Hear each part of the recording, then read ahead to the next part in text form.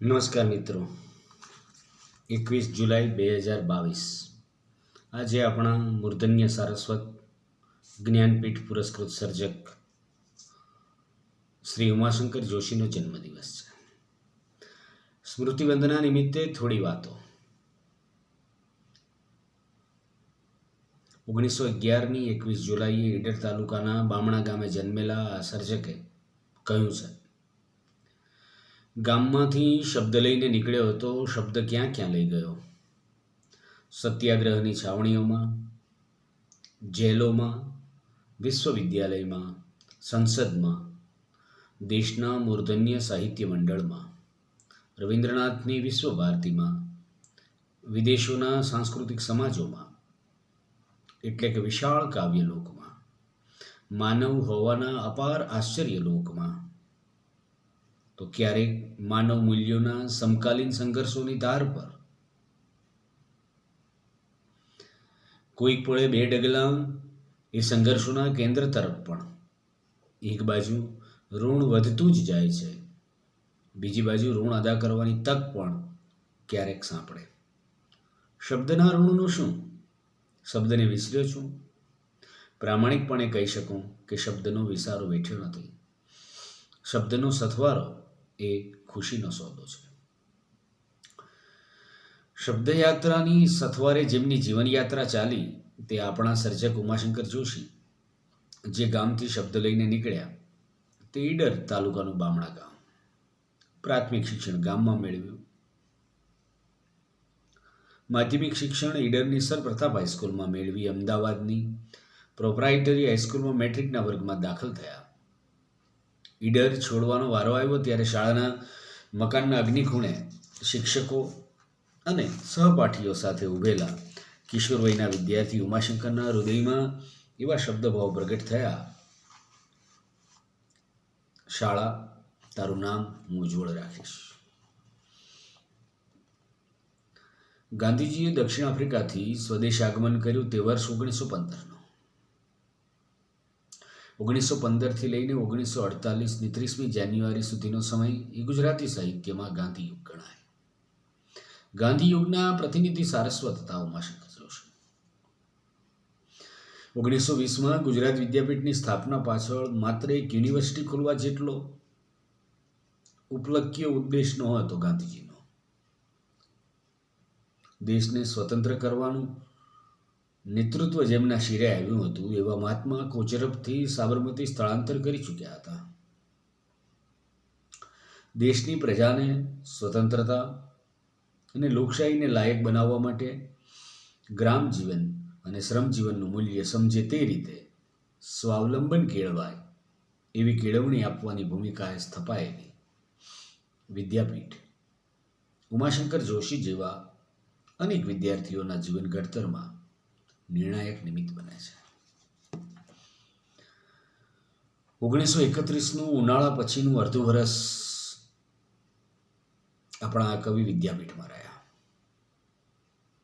તેમણે લખ્યું છે, આશ્રમમાં કે વિદ્યાપીઠમાં ત્યારે રહેવા મળે એ પોતે જ કેવી મોટી ખુશનસીબી. એક રવિવારે બપોર પછી વિદ્યાપીઠમાં જઈ ચડ્યો તો કોઈ નહીં ને ખુદ ગાંધીજી વર્ગો લઈ રહ્યા હતા. ચૂપચાપ જઈને પાછળ ગોઠવાઈ ગયો. એક સર્જક તરીકેની સજ્જતા માટે એ સમયે ગુજરાત વિદ્યાપીઠ તરફ વળવું એ સ્વાભાવિક હતું. વિદ્યાપીઠ અમારે મન એક સાહિત્ય તીર્થ પણ હતી. દિવાળીની રજાઓમાં 15 રૂપિયા ઉછીના લઈને અમદાવાદથી ગાડીમાં આબુ રોડનો પ્રવાસ અને આબુ પર્વતની પ્રકૃતિ સૌંદર્યથી સન્મુખ કરે એવો પગપાળા પ્રવાસ કવિની સર્જકતાના ઉન્મેષને જીવન પર્યંત ચાલે એવી પ્રેરણા પૂરી પાડે છે. આબુ પ્રવાસ નિમિત્તે પ્રકૃતિનું દર્શન કવિની સૌંદર્ય દ્રષ્ટિને પ્રેરક બને છે. તો અભ્યાસ નિમિત્તે અમદાવાદ આગમન અને વિદ્યાપીઠમાં નિવાસ તેમની સત્યપુત્ર જીવન દ્રષ્ટિ કેળવવામાં સહાયક બને છે. નખી સરોવર પર શરદ પૂર્ણિમા એ તેમની પ્રથમ કાવ્યકૃતિ. આબુ ઉતરતા ઉતરતા જ એમની આ પંક્તિઓ ઘાટ લેતી ગઈ. સૌંદર્યો પીઉર જરણ ગાશે પછી આપ મેળે, એ નિરંતર અવિરત તેમના માટે જાણે ધ્યાન મંત્ર બની રહે છે.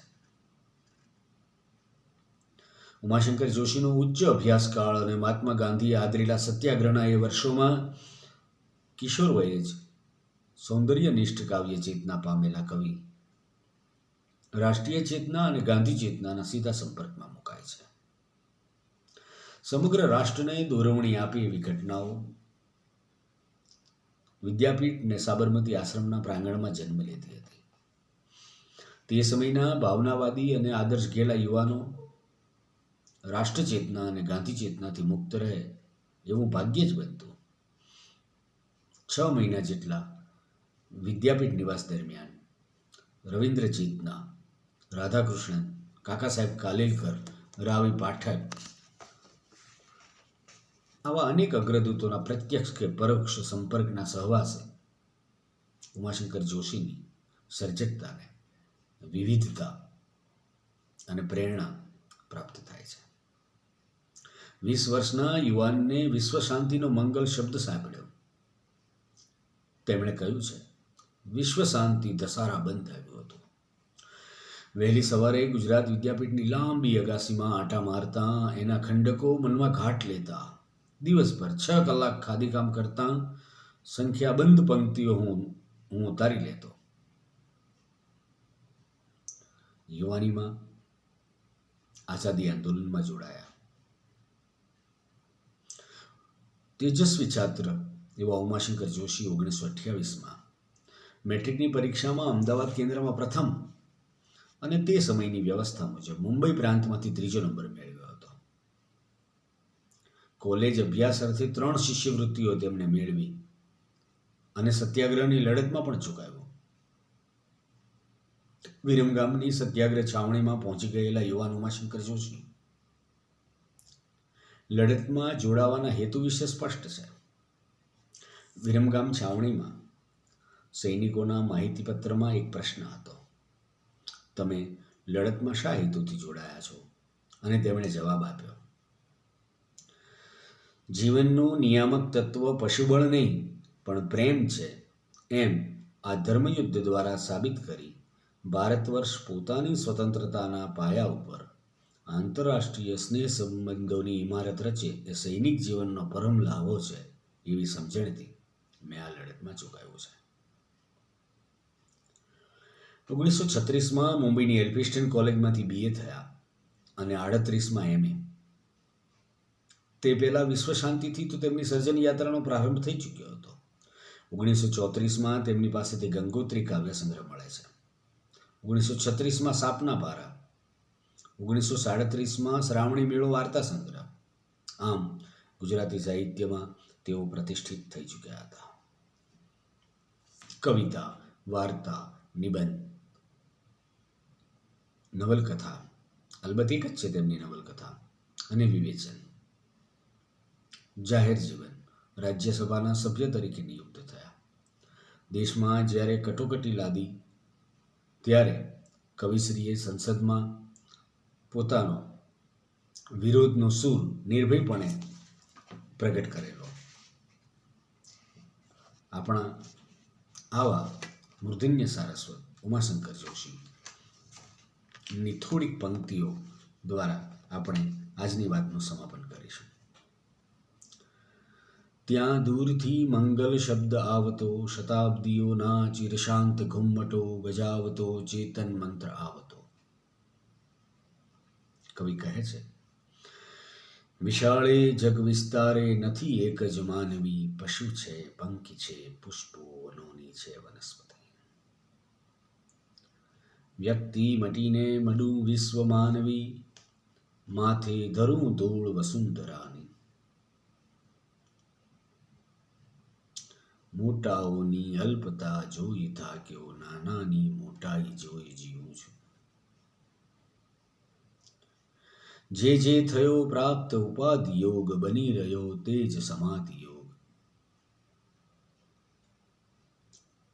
માર્ગમાં કંટક પડ્યા સૌને નડ્યા, બાજુમાં મૂક્યા ઊંચકી તે દી નકી જન્મ ગાંધી બાપુનો, સત્યના અમોઘ મોંઘા જાદુનો. મને મળી નિષ્ફળતા અનેક, તેથી થયો સફળ કંઈક હું જિંદગીમાં.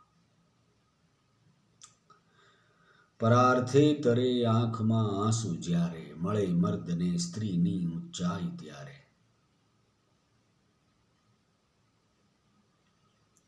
મારી ન્યૂનતા ના નડી તને, તારી પૂર્ણતા ગઈ અડી મને. અમે સૂતા ઝરણાને જગાડ્યું, ઉછીનું ગીત માગ્યું કે ગીત અમે ગોત્યું ગોત્યું ને ક્યાંય ના જડ્યું.